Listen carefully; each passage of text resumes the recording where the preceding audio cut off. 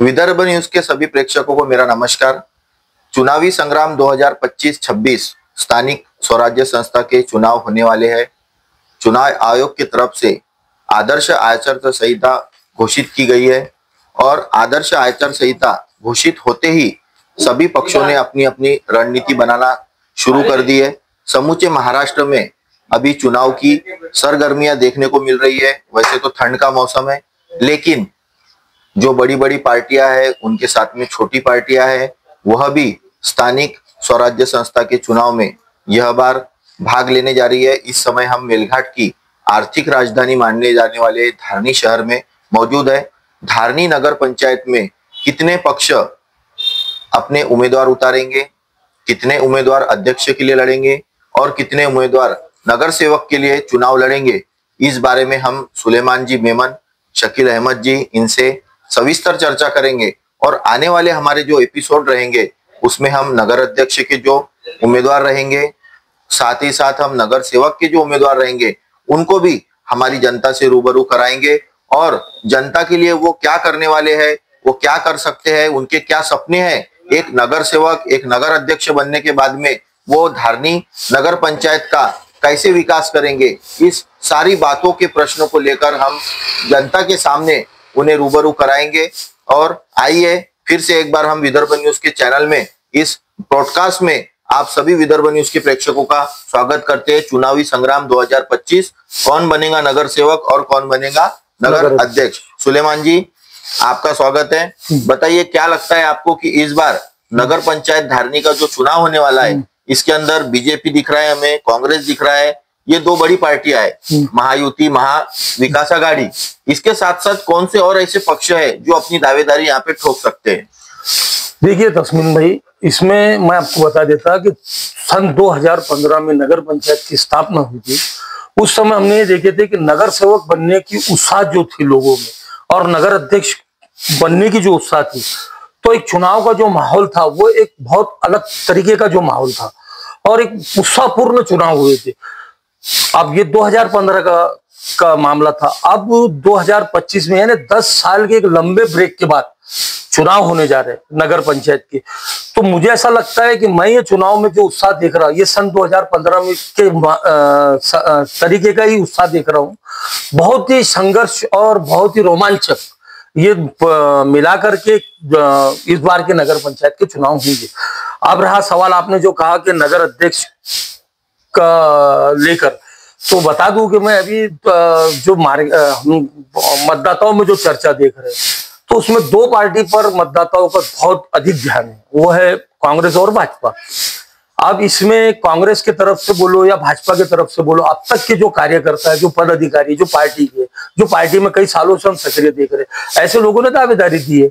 अब इसमें ये भी एक बात है कि इन पार्टी दावे मतलब जो पदाधिकारी है, जो कार्यकर्ता है, जो पार्टी की है, इनके अलावा पार्टी को नए चेहरों को ध्यान दे रही है अथवा इनमें से किसी एक युवा चेहरे, हाँ, युवा चेहरे को लेकर अथवा या कोई अन्य मतलब कोई कार्यकर्ता। सुलेमान जी, आपका ये बोलना है कि इस बार धारनी नगर पंचायत चुनाव में युवा चेहरा वर्सेस अनुभवी चेहरा अपने को देखने को बिल्कुल मिल सकता है। सुलेमान जी, जैसे आपने अभी बताया कि धारनी नगर पंचायत चुनाव में युवा वर्सेस हमें अनुभवी चेहरा देखने को मिल सकता है, लेकिन हमें ये बात पे बहुत ध्यान देना होगा कि भाजपा और कांग्रेस दोनों ने अभी अपने पत्ते नहीं खोले। बिल्कुल सही। अभी उम्मीदवार जो है वो खुद बोल रहा है कि मैं यहाँ से इच्छुक हूँ, मैं भावी नगर सेवक, भावी नगर अध्यक्ष और नगर सेवक बोलो अध्यक्ष का इच्छुक उम्मीदवार भाजपा से, कांग्रेस से, लेकिन अभी पक्ष श्रेष्ठियों ने ये तो बात इसके पत्ते नहीं खोले। तो आप इसके ऊपर क्या बोलना चाहेंगे कि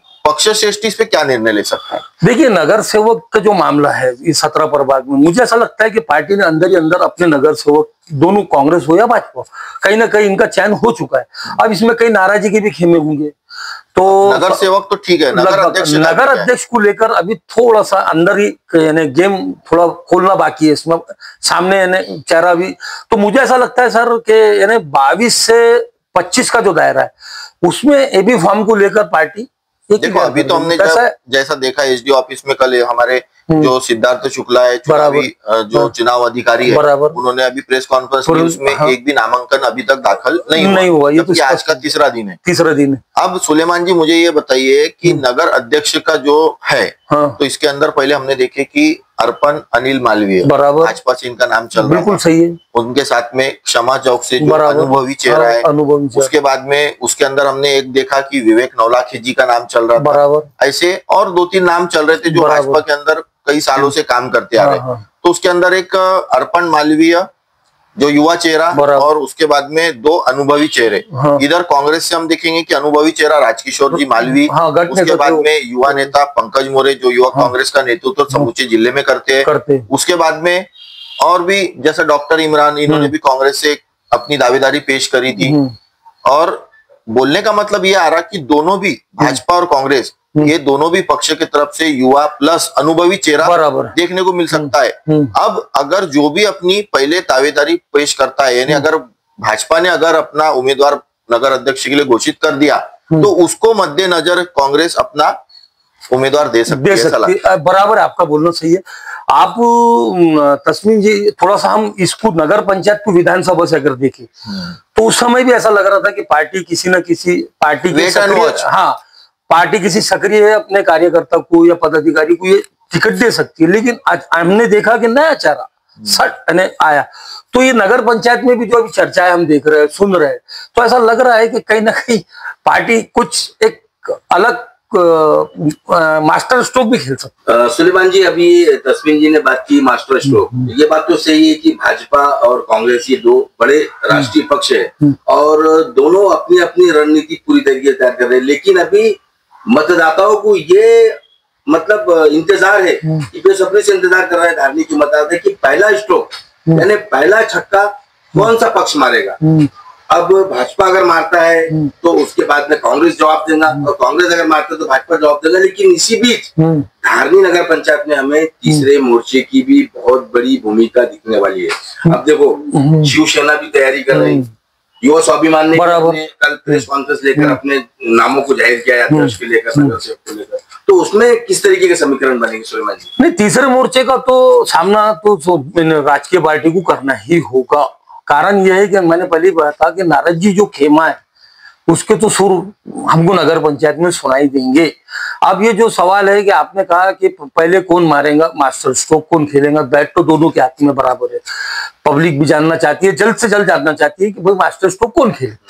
अब सवाल ये आ रहा सर कि हमने ये भी देखा है कि जैसे जो खेमा जो नाराज है, जो जिनको टिकट नहीं मिलती, तो वो अपनी कौन सी रणनीति बनाता है, वो कहां पर जाता है, वो तीसरे मोर्चे के रूप में क्या इन पार्टियों के लिए कहां तक नुकसानदायक हो सकता, ये तो समय की बात है।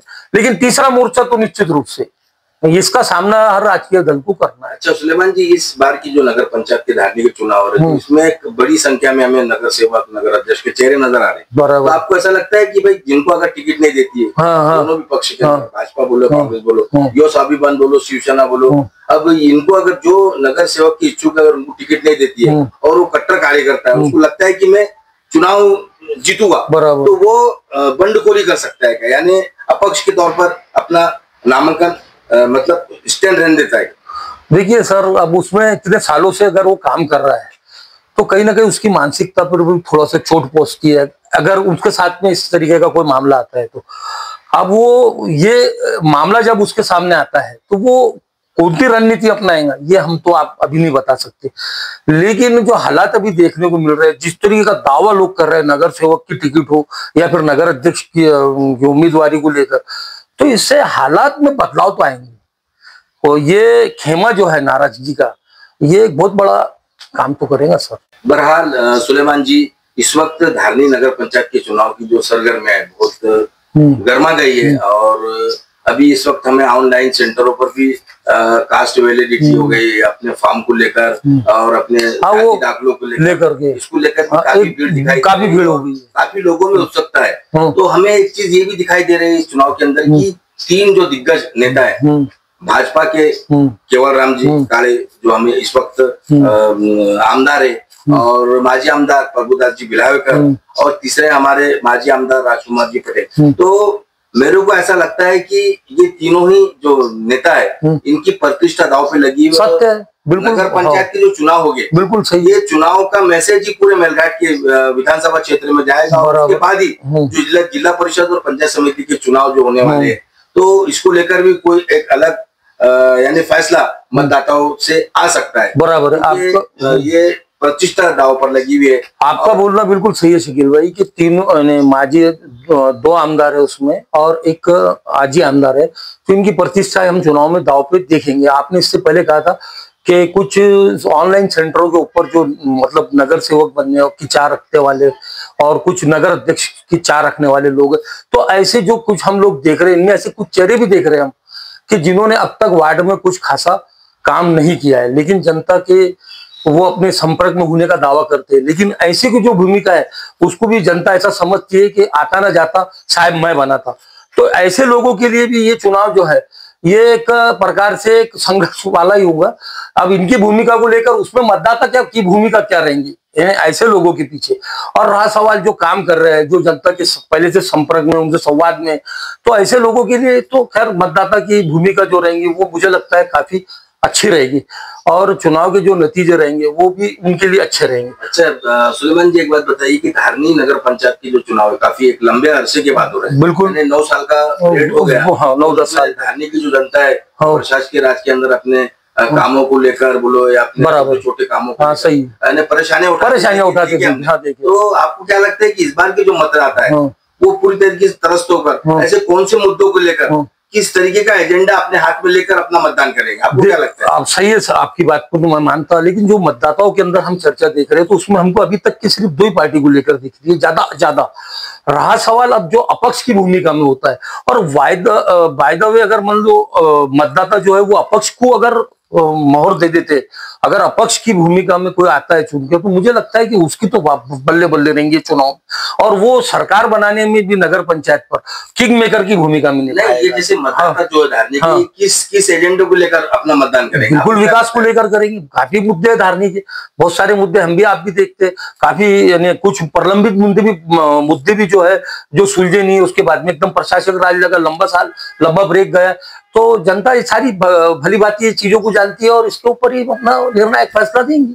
शकील जी, जैसा बात राजकीय दलों की तो हो रही है, इसमें हम जानते अपक्ष की भी हो। अब एक अपक्ष की जो भूमिका भी बात है यहाँ पर, मतलब मान लो जैसा सुनील चौतमल का जो भूमिका है वो अभी तक उन्होंने स्पष्ट नहीं करे कि वो कौन से राजकीय दल से रहेंगे, लेकिन नगर अध्यक्ष के चुनाव में उनकी एक बिल्कुल जो भूमिका रहेंगी मुझे लगता है वो रेस में रहेंगे।